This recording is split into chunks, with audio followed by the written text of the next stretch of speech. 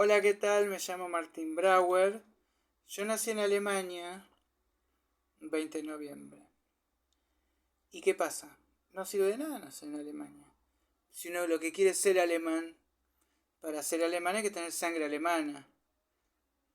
Pero no hacerse una transfusión o acuchillar a un alemán y que te chorre la sangre. Tenés que tener padre alemán, abuela alemana. Y bueno, yo tenía un padre alemán. Entonces, bueno, me hice alemán por tener mi padre alemán, pero no por haber nacido en Alemania. ¿Qué me sirvió nacer en Alemania? Bueno, tenía que estar cerca de mi madre, por supuesto. Mi madre fue ahí a acompañar a mi padre a que escriba su tesis de doctorado y filosofía. Y bueno, parece que era medio aburrido eso porque terminé haciendo yo. El tema es que mi madre nunca se adaptó al modo de vida alemán. El modo de vida alemán es, todos sabemos, porque los estereotipos exageran, discriminan, pero discriminar es un verbo que a su vez significa delimitar, discernir. Entonces, bueno, los alemanes tienen fama de ser fríos, y es un prejuicio, pero la verdad es que existen varios indicios de que son, bueno, menos emocionalmente expansivos que lo que puede ser un mexicano o un italiano o, desde luego, un varón alemán menos expansivo, menos expresivo que una mujer alemana. Siempre hay que tomar en cuenta la nacionalidad y el sexo. Yo trato de tomar en cuenta el sexo siempre, siempre. Siempre estoy pensando que una chica tal vez quiera tener sexo. No necesariamente conmigo, ¿no? Pero el tema es el siguiente. En Alemania, si uno no tiene en cuenta las diferencias culturales, por supuesto va a pensar, ahora que está de moda diagnosticar rasgos del espectro autista. Bueno, los alemanes tienen todos rasgos del espectro autista. Si no fuera que, como lo hace toda la nación, no es una enfermedad, es un código cultural, ¿no? Bueno, la verdad es que hay una serie grande de diferencias entre los argentinos y los alemanes. ¿Cuáles son las principales? Todos las sabemos, ¿no? Un argentino por ahí no ama el trabajo. En todo caso, ya eso lo expresa el viejo chiste: ¿cuántos argentinos se necesitan para cambiar una lamparita? Uno, y después se necesitan los que hacen el asadito para celebrar. Entonces, yo, habiendo nacido en Alemania y habiendo vivido mis primeros 5 años ahí, que me acuerdo que fui a un jardín a cantar una canción de La novicia rebelde que era supercalifragilisticoespialidoso. Les dije, esta es la palabra más larga que van a ver en sus vidas. Me acuerdo que un nenito me dice, sin inmutarse, me dice, acá en Alemania tenemos palabras muchísimo más largas. Y lo que más me sorprendió, que lo dijo con una sola palabra. Dora Schiffer Gesellschaftskapitänstochter. Entonces, mi madre, la verdad es que se sentía mal allá. Ya se sintió mal cuando estaba embarazada de mí. No me entiendan mal, es un problema de nuestra gramática. Obviamente no estamos hablando de nada incestuoso, por edípico que ella sea, y ella es freudiana. Me refiero a que está embarazada de mi padre y de mí. Bueno, no de los que la tenía dentro de la criatura que luego yo. Bueno, es difícil expresarse en castellano siendo alemán. Lo que pasa es que yo no llegué a ser alemán. Empecé siendo alemán cuando no era necesario para mí ser alemán. Era alemán porque mi padre es alemán. ¿Por qué mi padre es alemán? Porque mi abuelo era alemán. ¿Por qué mi abuelo era alemán? Podríamos seguir a 7 años de ver. ¿Por qué mi abuelo no siguió en Alemania? Bueno, eso es por el tema de unos muchachos que se pusieron a considerar que la culpa de haber perdido la Primera Guerra Mundial era de los judíos. Y mi abuelo era judío. También lo era el resto de su familia, a la que no logró convencer de venir a la Argentina.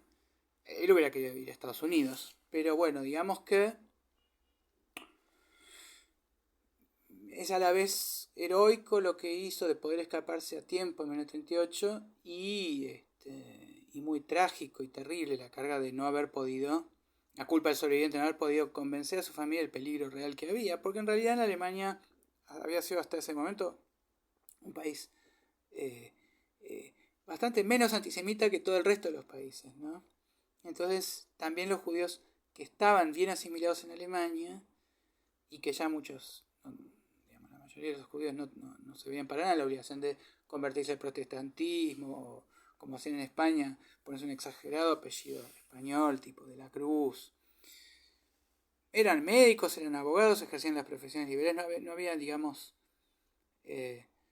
no había menos derechos para los judíos hasta que llegó Hitler. Entonces, no había por qué esperar que hubiera un súbito antisemitismo como el que de pronto hubo eliminacionista. El tema es, vieron que hay gente también que finge ser empática, pero que vos le contás, gasearon a la familia de mi abuelo, que logró, él sí, venir a Argentina, y inmediatamente te dicen algo vinculado a su propia vida, y ese algo sí puede parecer empático, una caja de resonancia, pero en realidad están no pudiendo salir de su propio ombligo, interesándose solo por su propio caso. Es decir, a mí me pasó lo mismo, mis padres son de Dom Porotolandia, siguen ahí, yo pude lograr venir acá donde hay bares para tomar cócteles, pero ellos allá no tienen un puto shopping, y no es una situación comparable. Pero al mismo tiempo no hay nada incomparable, no hay nada que la mente pueda considerar imposible de comparar con otra cosa. Salvo quizá, ¿qué podría ser? Si ustedes dicen, hay cosas peores, es una frase maravillosa que se aplica a todo. Mi abuelo logró sobrevivir, pero mataron a toda su familia. Hay cosas peores. No hay frase a la que no puedas decir hay cosas peores. Acaban de pegarle un tiro a mi hija, hay cosas peores. Siempre hay cosas peores. Entonces, vamos a continuar mi relato de por qué yo vivo en la Argentina y no soy más alemán. Yo era alemán y decidí hacerme argentino para votar a De la Rúa. Para mí era muy importante evitar que Duhalde llegue a la Casa Rosada. Y como yo no me había hecho argentino para evitar el servicio militar, porque en la Argentina el servicio militar es una pérdida de tiempo increíble. Ustedes son muy chicos, no se acuerdan, pero la gente, así como aceptamos tantas cosas fatídicas de la vida, aceptaba que había que perder el tiempo en servicio militar. Nadie decía, por fin aprenderé puntería, va a ser útil para mi vida, un poco de estructura y disciplina. No. En todo caso, mandabas a la colimba a los negros que no quieren laburar, a los drogadictos, pero nadie quería, de poder evitarlo, ir a la colimba. Entonces, la gente se hacía amiga de coroneles para que mueva sus influencias, y los coroneles, que supuestamente sí tienen que creer en la utilidad del servicio militar, salvaban a los amigos de hacer el servicio militar. Y los que no tenían amigos coroneles se arrancaban muelas, se hacían anteojos, culo de bote, fingían, dan 3 días sin dormir para mostrar que tenían un problema cardíaco, simulan todo tipo de enfermedades. O estudiaban en una escuela nocturna para evitar. En la época de Perón se podía evitar el servicio militar haciendo una educación, en fin. Este tema da para largo y me estoy apartando un poco de lo que quería comentar, que es exactamente que, ni bien me hice argentino en una categoría que se llama por opción, que es una categoría ya de mayor de edad, y se supone que en pleno uso de tus facultades mentales, entonces me hice argentino, porque no nací en Argentina. Argentina es un país como los de América que quiere inmigrantes. Entonces, ¿qué pasa? Te dan la nacionalidad, aunque seas una coreana embarazada en paracaídas, ya tu bebé es argentina.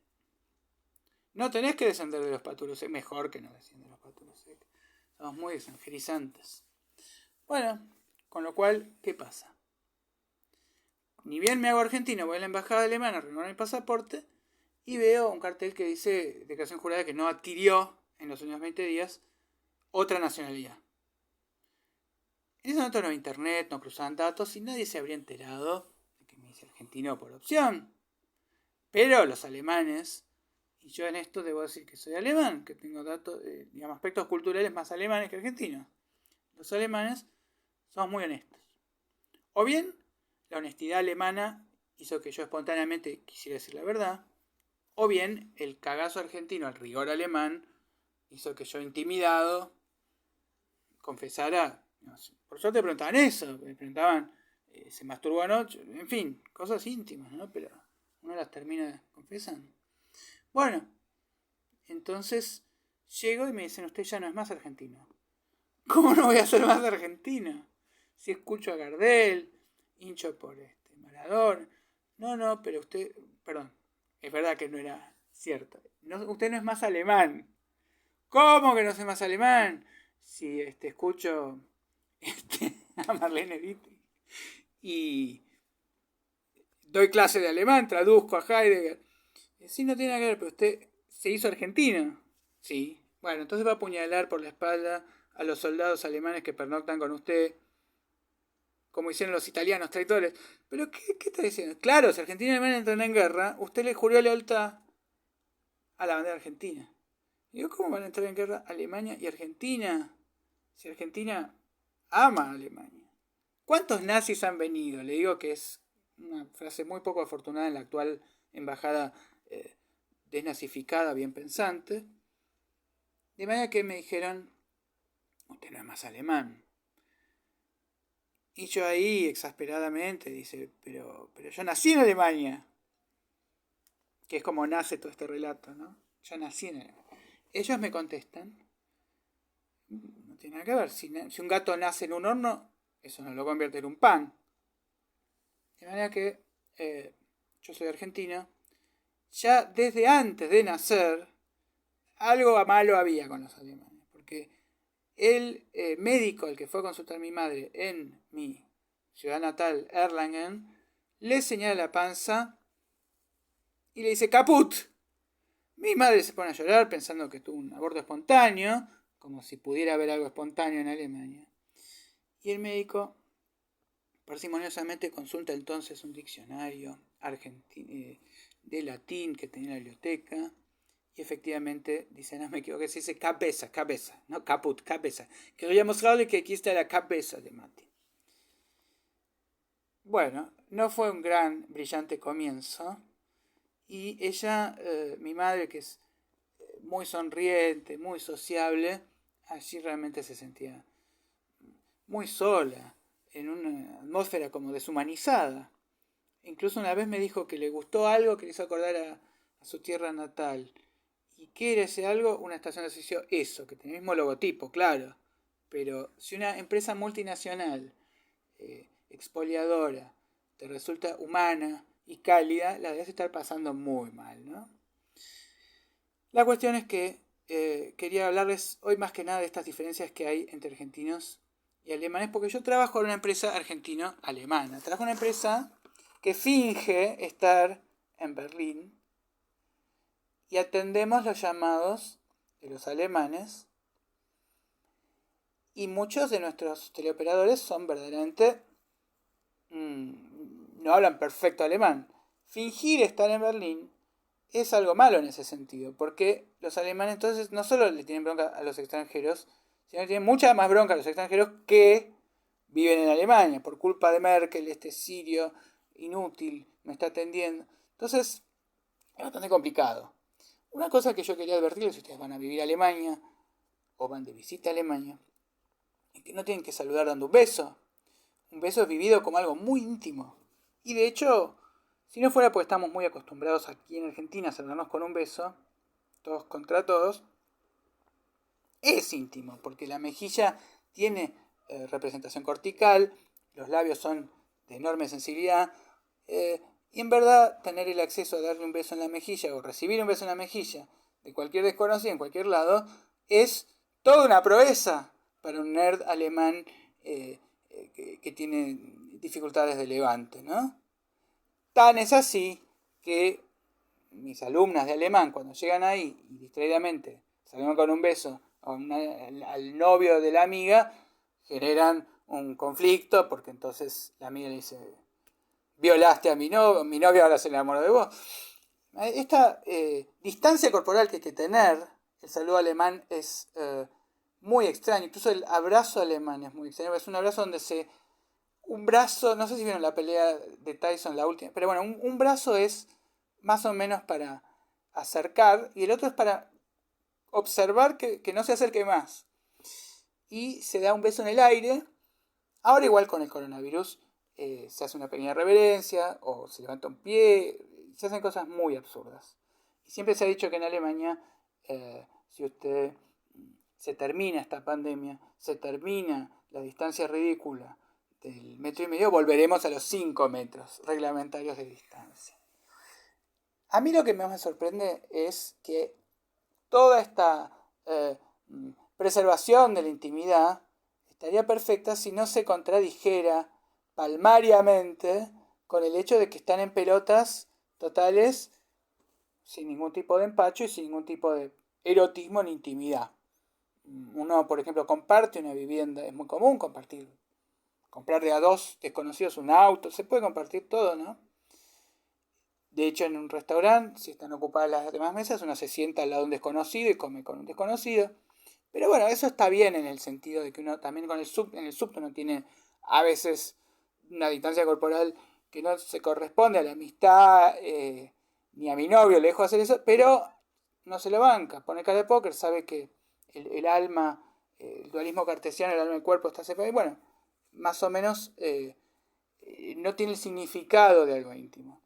Pero la desnudez debería uno antropológicamente pensar que es quizá instintivamente algo íntimo. Y sin embargo, hay alemanes desnudos que se tiran al agua en los parques, por ejemplo, el jardín inglés de Múnich. Y uno esa desnudez la tiene que contemplar, o no contemplarla como un mirón argentino, tiene que evitarla,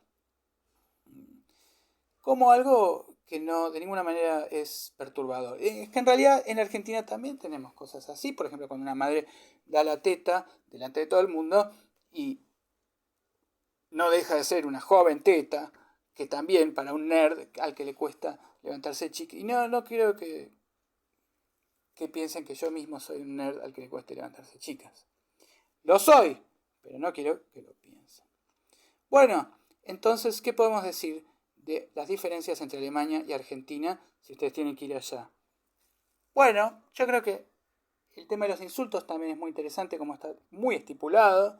Por ejemplo, a los alemanes siempre les sorprende que exista conchudo o boluda, les parece que eso es algo que no va. Todo tiene que ser muy rígidamente estipulado en Alemania, muy planificado y acatarse de acuerdo a la ley, al plan, a la agenda, al semáforo. En realidad, aquí cuando ellos llegan, no les gusta tampoco esa libertad que tenemos, esa improvisación. Bueno, pintó plan B. ¿Qué significa el plan B? Bueno, ¿y dónde está anotado el plan B? ¿Cuál es, digamos, la planificación del plan B? No es un plan, se llama B y quiere decir que ya no hay ningún plan, cambiamos de programa en contra del planeado, como planear en el aire, como un avión que empieza sin motor. Entonces tenemos también problema para todo lo que es las expresiones metafóricas. Si uno dice, bueno, los árabes rezan mirando a la Meca, un alemán va a decir, es que no se ve la Meca desde acá, ¿cómo hacen para ver la Meca?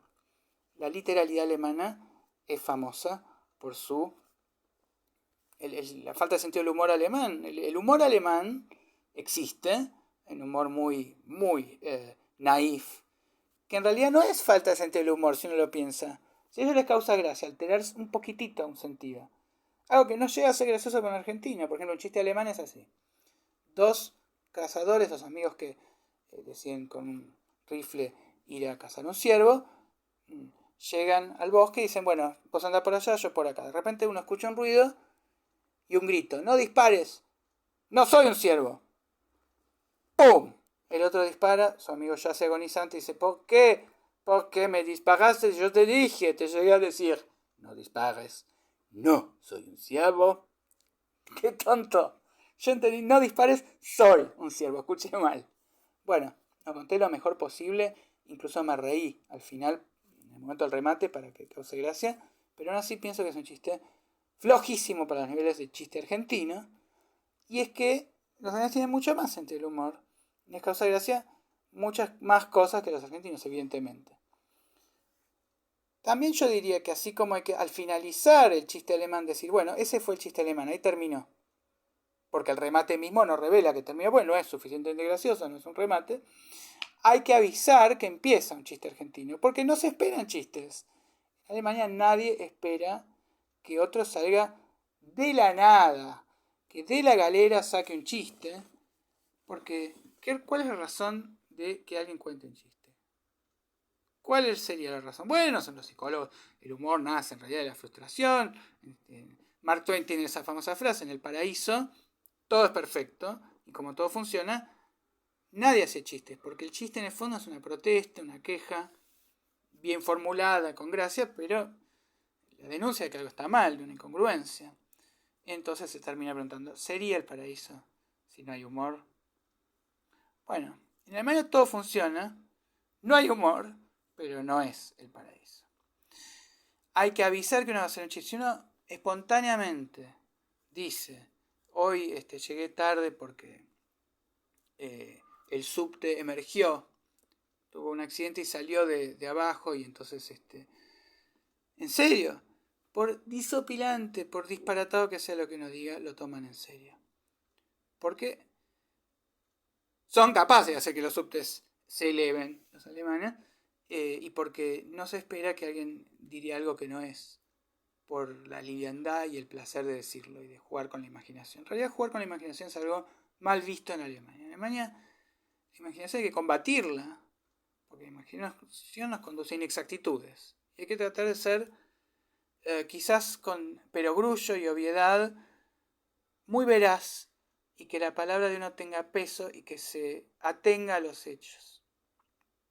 Bueno, yo me propuse hacer una pequeña explicación sobre algunas diferencias entre Alemania y Argentina de 22 minutos con 38 segundos, así que debo cumplirlo. Adiós, amigos.